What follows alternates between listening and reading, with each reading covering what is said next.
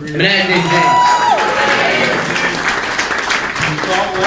And I want to say thank you to James for asking me to share my recovery with you guys. You know, it's a honor and a privilege. Narcotics Anonymous saved my life, and you know, I can never repay the debt. I really can't. I'm nervous, very nervous. So I need to just take a moment. There's some newcomers here, but there are newcomers that are not here. You look around, there's some open chairs, and I'm sure everybody in this room has or knows somebody who is out using, can use this program. So I do want to take a moment of silence for those people and for these empty chairs to maybe help pray some of those people into our program. So if we can have that moment of silence.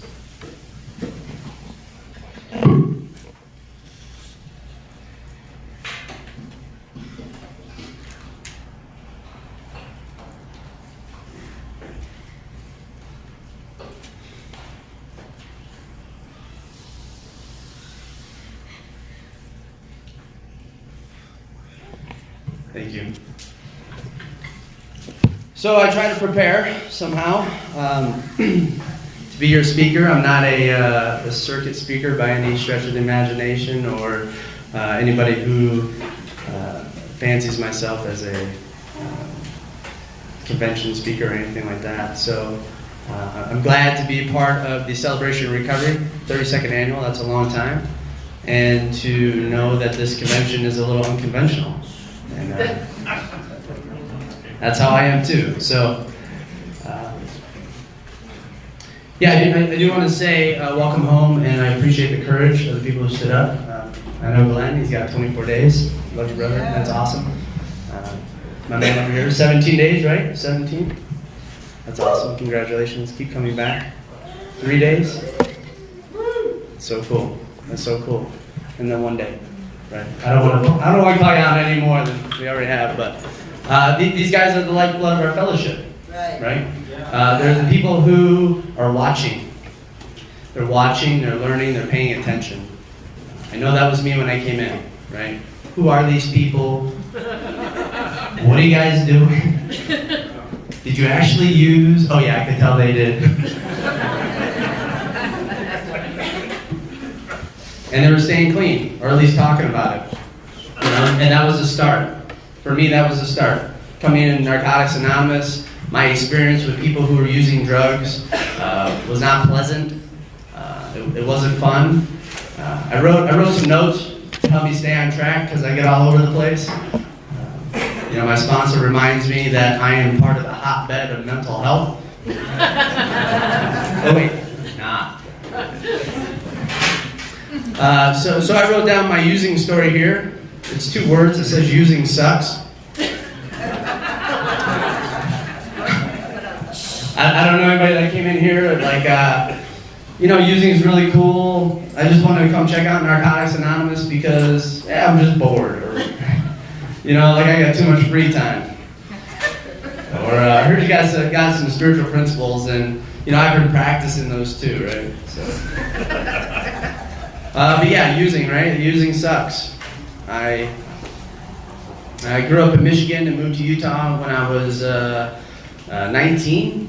And right before my 21st birthday, I started hanging out with some straight edgers, right? Like, if anybody knows what that is, right? They don't drink. And in Utah, straight edgers were crazy at the time. This is in 95. And it was an influence, right? You know, I was a chameleon. I would do whatever it took to fit in with people. Right? I didn't really feel comfortable in my own skin. You guys have heard this story. You know, whatever you had, whatever I could do to be your friend, I would do. You know, and if it didn't work, I'd try it again. You know, so that was a good influence on me. You know, I moved to Utah because I lived with my mom, my grandparents, and my mom's side of the family in Michigan, and you know, I ran them up. I burned all the bridges, did all the stupid stuff that kids do, and beyond. So it was like my mom was like, oh, you're old enough, I think it's time for you to go to Utah. Maybe she believed there wasn't drugs here, or... But I get that, right? I travel around a little bit. It's a funny story, but... My dad lives here. My dad lives in Utah, in Morgan, actually pretty close to where I live now. And so I was shipped to Utah to maybe get my act together. And it worked for a minute. And then 15 years later, I found recovery. Right? So finding NA is what I wrote down. But I like the theme of this convention, right? I guess that's a little cryptic, but I think it means read the literature. Check it out. There's a cake right there. I hope you guys enjoyed it. It's got a little too much sugar for me, but I got my own, right? I got my own basic text. And believe it or not, once in a while, about once a month, I actually read it. And just a couple days ago, I guess it was a week ago Sunday, I got with some of the men I sponsor. We get together once a month and read the basic text. And we go through it, we highlight it, we talk about it, and we figure out all that stuff you hear in meetings, all these little cliches. We figure out where they come from, and how people got them a little bit wrong. But regardless, it's a great book. Okay, it's a beautiful book. Something I highlighted recently and really stands out to me is it talks about a higher power, and it says worrying is a lack of faith. Right there, black and white. And for me, I worry. Right? I worry I'm not going to do a good job speaking. I worry that I'm not going to be a good father or a good husband. I worry about these things. But I have NA, right? I have a basic text. I have the program in Narcotics Anonymous, and I have a little bit of clean time. I guess my clean date, I guess I shouldn't qualify myself for whatever reason, but my clean date is March 25th, 2007. So, thank you. So Narcotics Anonymous has given me 11 years of freedom and life. When I got here, I was broken. I was broken. I'd surrendered to dying. I came to the men's meeting today, and I was pretty eager to share some of the stuff that's been going on. And I talked about surrendering my will and my life to using. Right? We have a prayer. We have a prayer we say at the end of a lot of meetings. Take my will and my life. Oh, and guide me in my recovery. And show me how to live. And that's something that I've incorporated into some daily prayers. So how did I find Narcotics Anonymous? 2007, there was actually my first Narcotics Anonymous meeting was in 2006. A friend and I were using and had an internet connection, and we found a meeting and went to it high. And it was at a treatment center in Salt Lake. And my view was like, oh, I'm gonna go to this treatment center. These guys are giving up, they're like below me, or I don't know what I was thinking, but it was like, oh, I'm not that bad to have to go to treatment. So I'm in this meeting, right, and I'm hearing these things, and it's kind of penetrating just a little bit, just enough for me to remember that meeting. And I remember that people in treatment were telling me to keep coming back. I was like, okay, man, you're the one in treatment, not me. I ain't that bad, right? But they knew something I didn't. They knew something I didn't. And, they had access to recovery. And they helped carry a message of recovery to me. So I have to give them some respect. About a year later, I went to that meeting again when I was trying to get clean again, and was asked to leave. Only person I know has ever been kicked out at an NA meeting is me. You're welcome. And it was at a treatment center, so I can understand they had some rules. It was ironic. God was working that day, and I had been in a relationship for several years, and we had split to get clean. And it was probably, that was in December, and this was it was in March, right? So it was a few months later, and she went to that treatment center, and I didn't know, but. So there it was, I show up, I'm like, oh, hey, hi. And like 5 minutes later, James, you gotta go. So that meeting doesn't exist anymore. I don't want to take credit for that, but whatever. So my journey to Narcotics Anonymous, like I said, began with a couple meetings, and I really didn't understand what the program was about. I didn't get it. I'm still learning, but with a little bit of jail time and the privilege of going to the Utah County Jail.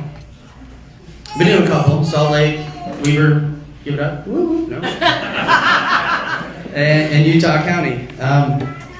Utah County was pretty amazing. I was sentenced to do some time there, a whole whopping 90 days.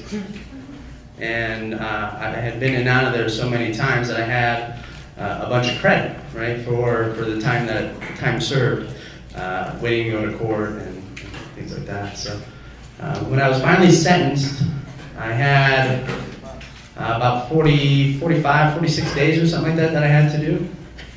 And when I got there, somebody told me about the OUT program, which is their on-unit treatment program.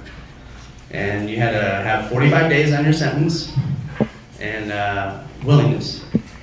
So I applied for that program, and it was I was accepted, and it was life-changing. It was life-changing.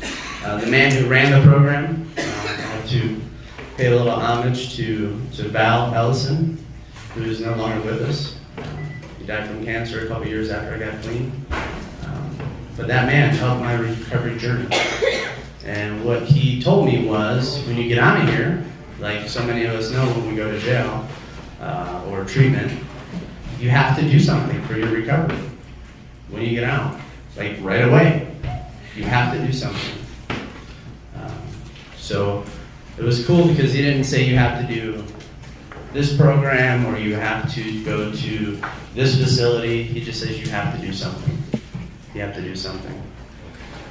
He also said that I have to have more goals and dreams beyond stop using and get a job, right? I have to have a little bit loftier dreams than that. And I have to have some goals. I have to write them down. So I did that. So when I got out, I came to a Narcotics Anonymous meeting with some willingness, and it was pretty cool. It was pretty cool because what happened was, I'm kind of all over the place, but I do want to tell you guys that before I went to jail, I had already been in jail. Right? Jails, institutions, and death. So I was in Weber County Jail for about 30 days. I got out, transported to Salt Lake. I did the trifecta right in a row. And then I got out. I was out for a week, and I went and used. I used on March 24th, 2007. And March 25th, I woke up and there was an NA meeting within 5 minutes of where I was staying. And it was happening pretty quick. So I went to that meeting and I got some phone numbers. I heard at that meeting, 1 is too many and 1,000 never enough. And I was like, where was that information yesterday? So I went to that meeting. The next day was Monday. That was a Sunday meeting. It was the 4 in the Park meeting. It doesn't exist anymore in Salt Lake, but the Monday after, I went to that recovery meeting. That's when I got kicked out, right? So that's my introduction there. And when I left that meeting, I had that phone list that I got from that Sunday meeting. I had the phone list. And one person I remember on there was this dude. I thought he was cool because he was riding a bike to the meeting, right? He was cool. He's still around. So I called him, and I said, man, I don't know what to do. I was an emotional wreck. I was crying on the phone to this guy I'd never really talked to or met.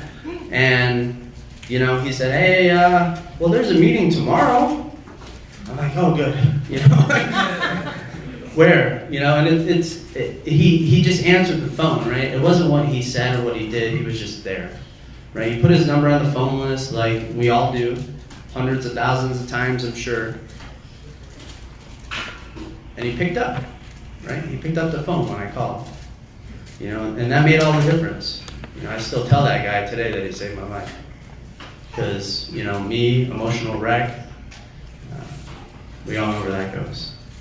So yeah, so I went to that Tuesday meeting, and the Tuesday meeting was great. Barney's meeting, Salt Lake, still around. Go Barney's. And I watched people pick up clean time. There was a girl that celebrated 2 years clean at that meeting, and I was like, oh my God, wow, you know, that's. I was like, it's incredible. And then, so I remember that, and meeting a few people. There were some other newcomers there, which was cool. And people were really nice to me after the meeting. They came up to me after the meeting, gave me hugs, talked to me. Hey, what's your plan? You know, like, what do you got? Where are you going? You know, what are you doing? And they just took interest, which was cool. So that was Tuesday. Wednesday, I went to probation. I had to go see my probation officer. And there I am, sitting in the galley waiting. And who walks by? The girl who celebrated 2 years clean, right? I'm like, wow, okay. Like, I'm like, oh, hey. And she's like, hey, remember me from NA? Oh, yeah. She's like, so that was Wednesday. Thursday I had court, and I had to go to court in Utah County, and that's where I got sentenced to the 90 days. So on Thursday morning, I got up. I was staying at some hotel in Salt Lake because I'd only been out of jail for, I don't know, like 5 or 6 days, and had really nothing to my name except the clothes I went in with, and they stunk. So I went to court. I took the bus from Salt Lake down to Provo to go to court, and I'm in court, and the judge is like, I'm going to sentence you to 90 days. You got some credit for time served. Is there any reason you can't turn yourself in right now? Yes. He's like, okay. What? I'm like, well, yeah, all my stuff is in Salt Lake, and you know, I just took the bus up here. I really need to get back, take care of that stuff. He's like, okay, I'll give you till 5 o'clock Friday to turn yourself in, right? And that's usually when our disease kicks in. So I walked out of the courtroom, right? Everybody knows how that goes. And I walked down the street to the bus stop, and it's kind of funny. The courthouse is right kitty corner to St. Mary's, which there's a lot of meetings at, NA meetings at in Provo. And I walked over to the 7-Eleven, and I walked in. I got a bag of chips and a pop, and I went and sat on or soda, whatever. And I went and sat on the bus stop. And I'm sitting there, and I'm like, huh. You know, I had some money in my pocket. I'm going to jail tomorrow. And I didn't want to get high. I went into the store and I could have bought whatever and got loaded. And one is too many and 1,000 never enough. I'm so glad I went to that meeting. So there I was. Took the bus. My dad came and picked me up Friday and dropped me off to jail. I walked in without handcuffs or detoxing, on time. Those are all new experiences for me. And I got to participate in that program, and it was a wonderful gift. And what it did, it started firing me that I needed to do something for my recovery. So when I got out, I went back to that Sunday meeting. I went back to that Tuesday meeting. I didn't go to the Monday meeting. Okay, I knew, and that's where my recovery journey began. And you know. For me, Narcotics Anonymous is a home. It is. Okay? And I'm not saying that Narcotics Anonymous doesn't hold the corner of the market on recovery or people staying clean. It just is something that works for me, and it took a little bit of practice and checking things out to make sure that this is what I wanted to do. And you know, I can tell you that all along the way, now that I look back at it, the kind of the beginning of my recovery, there was something there guiding me. Okay, there was something saying, go here, right? Like, this is it. I thought maybe I needed to go to church. You know, like, I live in Utah. You know, plenty available. You know, plenty of churches available. So I did that, right? I have some good friends that are still my friends that are LDS, and you know, I went to church for like 6 months. You know, I was still going to meetings. But I went and checked it out. And at one point, I was ready to surrender and go, okay, well, let's get wet, you know, let's do this thing. Oh, I'm sorry. Baptized.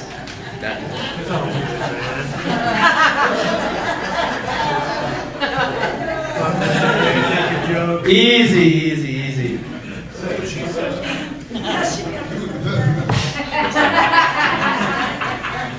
So God was working in my life at that moment, right? And what happened was, I had the missionaries come, and we did the meetings, we did the prayers. They said, we're ready for you, and they said, okay, tell us really who you are. And they did a little checking up on me, and they're like, oh, we can't take you. You're on probation. I'm like, oh. I'm like, oh, are you sure? They're like, well, maybe you can go talk to the guy in charge. Not the guy. One of them. There's levels. So I went and met with the mission president at the Ogden Temple, which was very intimidating. And he told it to me straight. He said, "You have obligations," you know. And he didn't know that I was in recovery. But he says, "You have other obligations that you need to attend to."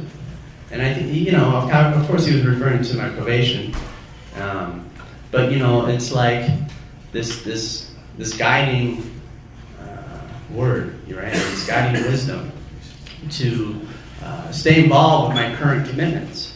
Okay, so I went and you know, I said, okay, all right, well, he's like, well, you can still come to church and you can still pay tithing and do all that stuff, but you can't really be a member. And I'm like, well, yeah, I think I'm gonna find a different path. You know, and I have no disrespect for religion, you know, that works for people. That's okay. You know, and if you're sitting in this room and the only thing that's keeping you clean today is your attachment to that religion, that's fine. You know, we have acceptance and tolerance for that, and I respect that. Okay? You know, because for me, if I don't have a higher power working in my life, if I don't have something greater than me and greater than my addiction, I'm not going to stay clean. I'm not going to stay clean. So I went through that experience with going to church. I also went to check out some other fellowships, right? And went to some meetings for a few months. And I had a sponsor in Narcotics Anonymous, which was another interesting story. But so I had a sponsor. I started working steps, not really, and then I was going to this other fellowship, and I talked to this guy. I'm like, oh man, you sound really good when you were sharing. Will you be my sponsor? He's like, well, tell me about yourself. So I'm like, oh, well, I go I got a sponsor. He's like, well. He's like, you need to like either have one sponsor, you pick one place, or you know, I can't do that, right? Like he gave me encouragement to pick a home, right? To pick one fellowship. You know, so there it was. Also, when I was getting clean, and you know, Narcotics Anonymous is in, you know, Vernal. It's awesome. You guys rock. You know, woo. And in Salt Lake, you know, it's like it could be a lot bigger, right? We have a lot of empty chairs there as well. And you know, so when I was getting clean, it was like, hey, you know, there's some work that needs to be done here. There's some. It's obvious, right? So I really didn't know what to do or what that needed, and it's still not my it's not my will, but I participate in my recovery in more than just for James, Like, we have meetings, I go to meetings because a couple different reasons. I go to a meeting when I need a meeting. I go to a meeting when the newcomer needs a meeting, right? If we don't have newcomers there, I can't stay clean. If we don't have people with clean time coming, it's hard for newcomers to stay clean, right? It's a two-way street. It's a two-way street. So I chose a home, Narcotics Anonymous, and I had this feeling, right? I had this feeling that, that this was like super cool. I didn't know Narcotics Anonymous existed before I got clean. I really didn't understand it. And when I figured out that you guys were staying clean, that you guys were addicts and experienced the things that I experienced, I was floored. I was floored that this place existed, and this little ego thing, I didn't know about it, right? I wanted to go to the top of the buildings and shout it out, "Hey, Narcotics Anonymous is awesome!" I still have that feeling. And when I was telling somebody that, they're like, "Oh, you should get involved with service." So I started raising my hand, and with 2 months clean, I think, I was at the Sunday meeting, and they're like, "We need an alternate GSR." That sounds important. They're like, "Oh, you'll do, you're brand new." We had so they had a little business meeting. They're like, "Oh, James is interested in being the alternate GSR. By the way, James, we haven't been to the area meeting for about 6 months. Here's our GSR." And I'm like, "What are you talking about?" I really didn't even know what it was, right? So they elected me as the alternate. It's an amazing, voting process. So there I was, right, going to my first area meeting, and I was going with the GSR who hadn't been for several months. And I don't know why this story, I've told it so many times recently, but it's great. So she's like, "Okay, well, we'll go." And she had all the stuff. She had the key tags, and she had the money and stuff. And we go to the area meeting, and we're sitting there, and they're doing the roll call for who's there, right, taking attendance. And they got to our meeting, and "Oh yeah, we're here." And they're like, "Oh, cool, welcome back. We haven't seen you guys for a while." And she's like, copped a resentment right over that, and she's like, "This is bullshit." And I'm like, "Well, what's going on here?" So she took all this stuff and shoved it at me and said, "You're the GSR now," and left.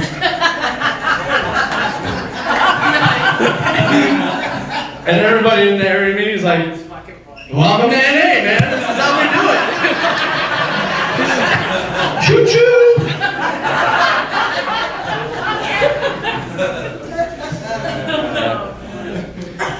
So there it was. That's when my commitment to area service began, and it ended, sadly, 2 months ago when I gave up my detox position at the Salt Lake area H&I. And not because I'm done with area service, I just moved. Right? Just moved from Salt Lake to Lakeside.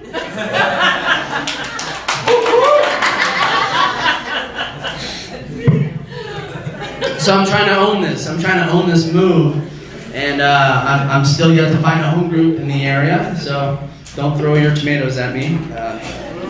Yeah, right. Call your sponsor.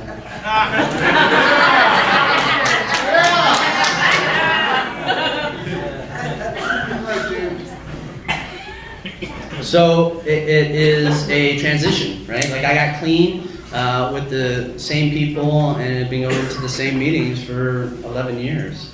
I've been doing service in the same area and at the same meetings for 11 years. And I've had the same home group, which is Hope Group in the Iwana area. Yeah, 2nd South, 2nd East. Thursday nights, 8 o'clock. We go to pizza after. They go to pizza after. That's a great meeting. That's right. So yeah, it's hard to let that stuff go, right? And if people say there's nothing I've really let go that doesn't have claw marks all over it, So that's where I'm at, right? I'm going to some meetings in my new area, and just paying attention, right? I'm paying attention and seeing where the signs are pointing. It's a beautiful gift, right? Like it doesn't feel like I'm new to the area because, like I was saying earlier, I've traveled around a little bit, right?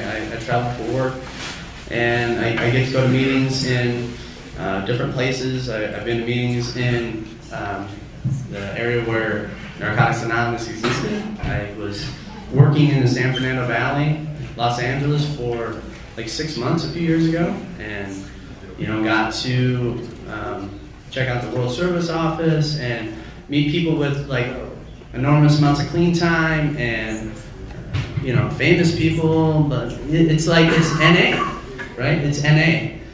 It exists in LA. It also exists in Sydney, Ohio, right? There's no meetings in Minster, close by. But I do a lot of work in just north of Dayton in Ohio, and it's like a home away from home for me. So I've gone to meetings there, and it's great. I've got to go to meetings in Michigan, which is a trip, right? Because I didn't get clean there, but I still have family there. So to go back to meetings in that area, which they're super weird, by the way. But I've got to do that. I've got to go to a meeting that was within visual range of my middle school that I went to, like a half a block away. Wow. And to sit in that meeting and have some like full circle stuff going on, like, oh my God, that is a school I was going to when I started using. When I started like experimenting with different smoking newspapers and like just crazy stuff, right? Stealing grandma's Winstons and taking them to the park right there, and like almost throwing up all over myself. Narcotics Anonymous shows up in my life. It shows up in my life in these ways that I can't really explain beyond the fact that there is a higher power at work in my life. I don't really have a way to describe, like give you like, oh, it looks like this, or it's this type of being or deity. It's more than that. It's ever evolving. I always liken it to grabbing a handful of sand. Oh, I got this. It's like gone, right? It's ever changing, but I can't ignore the signs. I can't ignore the fact that I go to, I guess I should mention that I get the distinct privilege of representing your voice. You, as a recovering addict in the Utah region, you guys sent me to World Service Conference last month.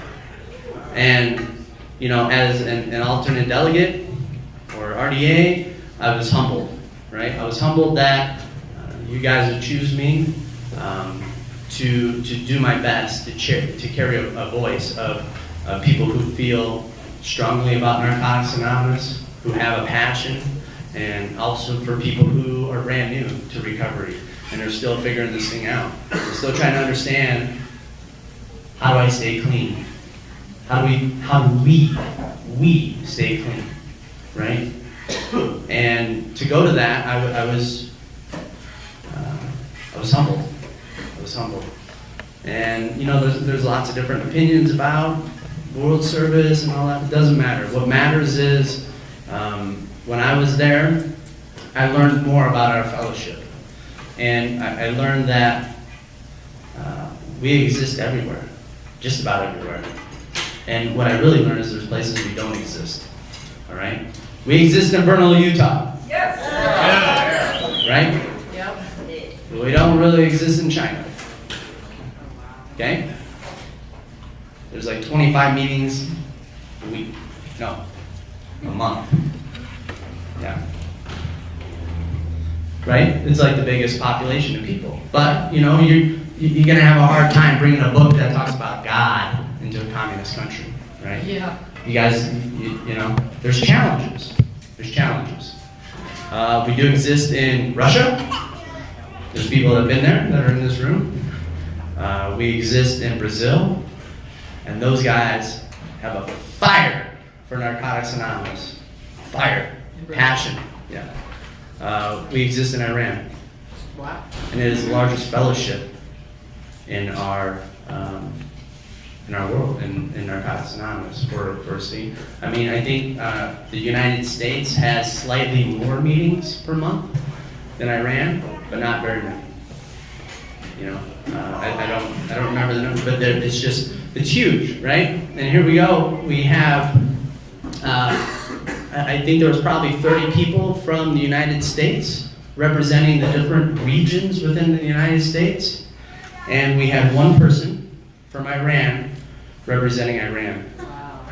And they had to be teleconferenced in because our country will not allow them visa to travel to the United States. So they have a fire for Narcotics Anonymous. They have a huge passion in Iran. So there's lots of stuff going on that it's like, oh, well, you know, James, the recovering addict, what do I need to do to stay clean? You know, I need to get this book, right? Maybe get a sponsor, need to be a service, work some steps, right? And practice these principles that I hear about in the meetings when I walk out that door. Right? The how of our program, right? The honesty, open-mindedness, and oneness. So does that really affect me as a recovering addict, worldwide fellowship? And it does. It does. You know, there's a lot to it, and you know, it's like I'll save it for a service committee meeting or a service presentation. But I want you guys to know it exists. I want you guys to know that we heard the voice of the Hayuana area, right? There was some votes cast, and we appreciate that. And we did our best to carry your voice. And in 2 years, we'll do it again. So, you know, I do want to talk about the basic text. I want to talk about step work. I want to talk about sponsorship. I want to talk about service. You know, I want to talk about being a man in recovery. I want to talk about being a son, a husband, a father, and going through all these experiences in life. Because that's what I have, right? I have these things because of what I talked about. What started as going to a couple meetings and like having the willingness to pick up the phone when I needed to. You know, to pick up the phone before I used.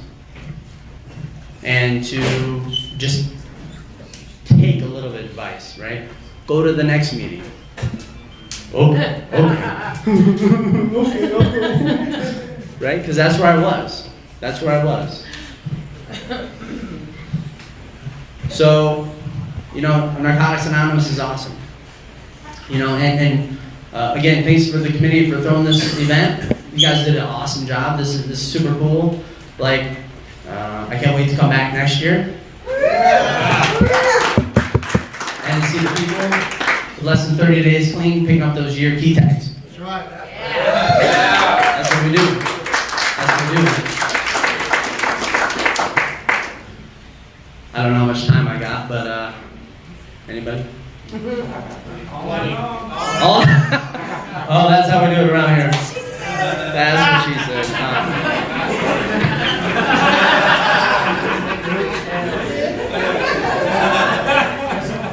All right, I want to tell you guys a story. So being clean and being in Narcotics Anonymous doesn't excuse me from poor behavior, right? Great story.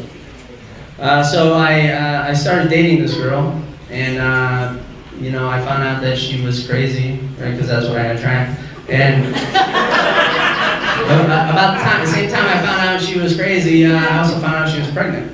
Yeah. So, and I want to tell you guys this story because there was a gentleman here earlier who was raising his son, and he's doing it by himself. And I have high regard for that courage that it takes.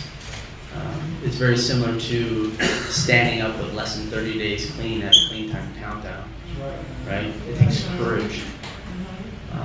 You know, and I don't want to discount the courage that everybody exhibited today just walking through the door. in just coming to this convention, or the courage it takes to go to a meeting, when we're struggling and our ass is falling off, to show up and tell on ourselves just a little bit and to say, hey, I'm struggling. So, pregnant, crazy, go. Okay, well, I had to make a decision, okay? And my decision was, it was very ironic because when my mom found out she was pregnant with me, her and my dad split up. And I'm sure she wasn't crazy. Wait, apple doesn't fall too far from the tree. Yeah, so I can spot it in her because, right, like you spot it, you got it. So I had this feeling that life was starting to repeat itself, right? Here I am, got this girl pregnant, and I cannot be with her. Like I just very adamant about that. It was pretty clear. So, but it was also very clear I couldn't leave my son. Or I didn't know it was going to be a boy right away, but before I made that decision, this child, I couldn't do, I couldn't do to that child what my parents did to me. I know what that's like. I know what it's like to grow up without a dad, really without a lot of supervision. Right, a lot of us share that story. So I made that decision early on to be there for him, and no matter what it took. I wasn't going to marry this girl. I wasn't going to do that just because I knew it wouldn't be healthy for him to have a toxic relationship for him to grow up in. So I did what I could. And unfortunately, she knew that I wasn't going anywhere and used that to her advantage. And it was really dramatic. It was really messy. And when my son was born, I was in the hospital. I got to see him born. It was beautiful. It was beautiful to be there. I got to spend a few days with him after to help paint his nursery, to just help transition him from the hospital to home life. And then it was time for me to go back to work. And that's where the willingness on this mother's part for me to be in this child's life ended. And everything from that point was courts and lawyers and just the craziest stuff. So he was born in July, and it took me until October the following year, after he turned 1, to get minimum visitation, which was an overnight and every other week. I had to do some supervised visitation.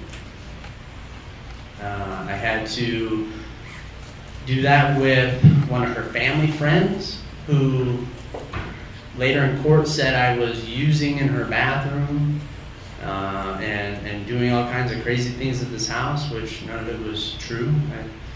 I guess I probably had 6 years clean at the time. And it was dramatic. So in October, I got minimum visitation. Did my supervised visits. I got to take him. And then the real struggle began, right? Because now I have access, now I have to see her, now I have to go through this process. So, long story, but I want you guys to know that I leaned on Narcotics Anonymous so heavily during that time. My sponsor's poor ear and his poor phone bill, right? Like 45-minute conversation was minimum. 2 times a week, 3 times a week, calling him, oh, this is going on, I can't believe this. He's like, let it out, man. Let it out on me, not her. Let it out. And there I was on the phone constantly, working steps, going to meetings, sharing about this stuff, crying about it, letting it out. And, it was a 4 or 5 year process. And I can tell you today, me and my beautiful wife have my son full-time.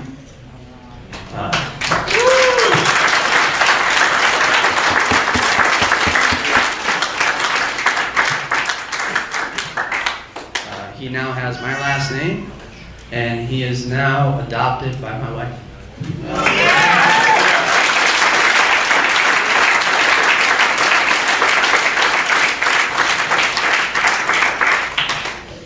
And that's the journey, right? That's the journey. It happens. You know, we stay clean, we do what we're supposed to do, and who knows what it's going to turn out to be like. Who knows what the end result's going to be. I've lived so long on the idea that anything in my life is a 3-step process. I have to make a plan, I have to take action. Make a plan, take action, turn over the results. Right? That is something that has served me so well. I don't do it all the time, right? I usually do it backwards. I'm like, oh man, I really want this result, so I better see what action I have to take to get that result. And oh yeah, by the way, I planned all that stuff. Yeah, denial sucks. But it works, right? It works if I apply the spiritual principles, if I lean on this program, if I'm coming to meetings and sharing about where I am, if I'm calling my sponsor, if I'm sitting and taking a pen or a pencil and writing, right? There's something magical about our fingertips and getting that feeling down on paper, right? If you're anything like me, man, my head goes woo, right? I get these thoughts and feelings and emotions, and you know, everything is just like a whirlwind. You know, my life is full, very full, because of Narcotics Anonymous. I'm able to have not a plate, right? We say our plate's full. My sponsor said, you got a platter.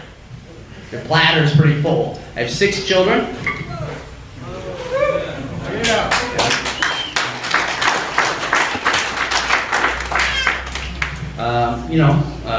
We just moved to a beautiful home in Layton.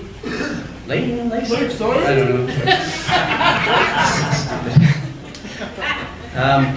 know. I have a beautiful relationship with my wife that's ever growing and ever developing.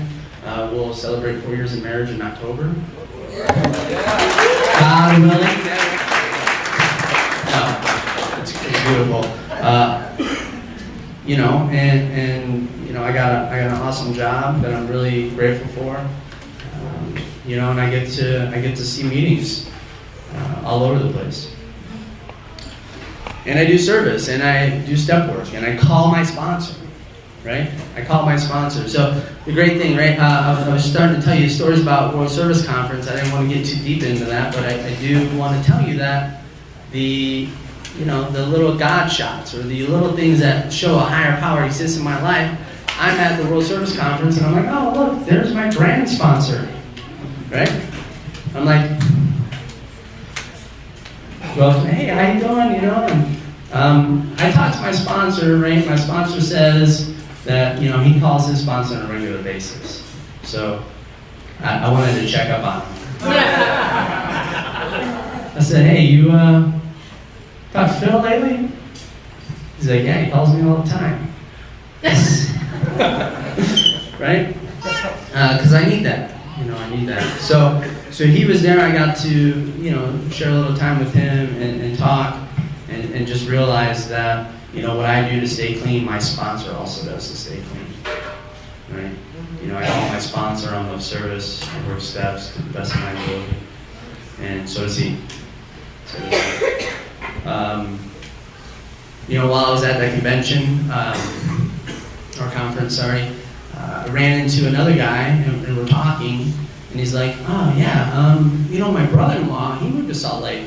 Maybe you know him. I'm like, come on, man, He's like, yeah, his name's Casey. I'm like, oh, yeah, he's in my home group, It's like these little moments, right? And then I'm sitting down having dinner with another guy, and he's like, oh yeah, I'm from Michigan. I'm like, oh yeah, I grew up in Michigan too. Whereabouts you live? And we're talking. And he's like, oh, I live here. And it's like 40 miles away from where I lived and grew up. And I started talking to him, I'm like, I got a buddy in prison who actually lives in the neighboring town to you.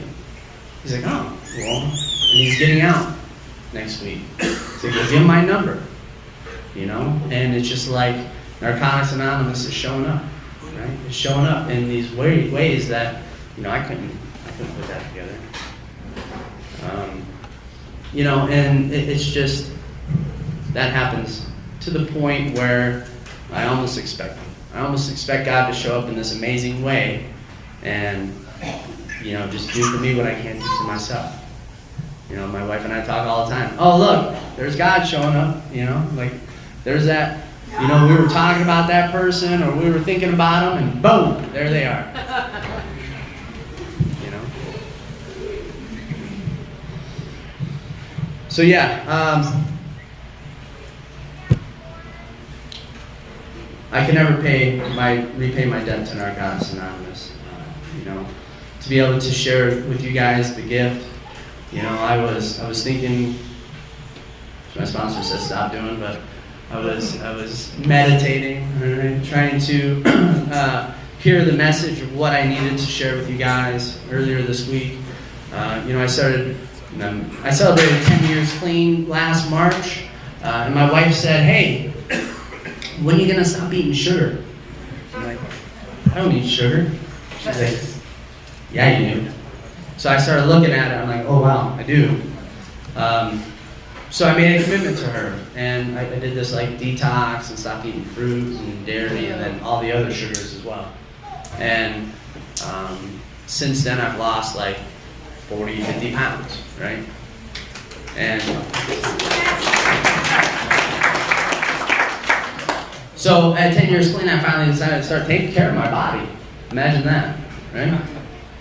And doing a little exercising. So the reason I'm telling you this is I was out running, which is, I guess, a little bit of a glutton for punishment there, but earlier this week, and I was thinking, okay, all right, God, what do we share with these guys? You know, what's important? You know, and you know, I'm up here to share my experience, and you know, like you got more clean time than me, I'm chasing you, I'm coming after you. You know, like you got more steps done than me, you're working a 9-step, I'm on an 8-step, you know, like that's my motivation. You guys motivate me. You know, and if you're new, if you got less clean time than me, you know, like I hope that you find that person. I hope you find that person that's working steps and talks about being a service and talks about having a sponsor, and you don't go, oh, well, that sounds corny. I don't want to hang out with that dude, right? But instead, find, oh, these are the people I need to be hanging out with. This is what I need. I need to get some of that. You know, oh, this person's talking about working a 3rd step, and I'm on a 2nd step, you know? Like, oh, I need to get that step done too. Thanks for reminding me. You know, because I'm sure that there's plenty of us in here who have been to jail, right? Been to jail, yeah? Know somebody that really needs this program? Right. Know somebody that died or has OD'd from using drugs, right? Cool. Anybody got a problem with finding a higher power? Struggling with that? God? Okay, good. How about struggling working steps? Right. Maybe struggling being a service? Okay. We all do. I'm raising my hand too. Right? If we're raising our hand, we got some work to do. Right? Because we can be there. We can be in those jails and, you know, in those graveyards, right? We bury addicts here, man. It sucks.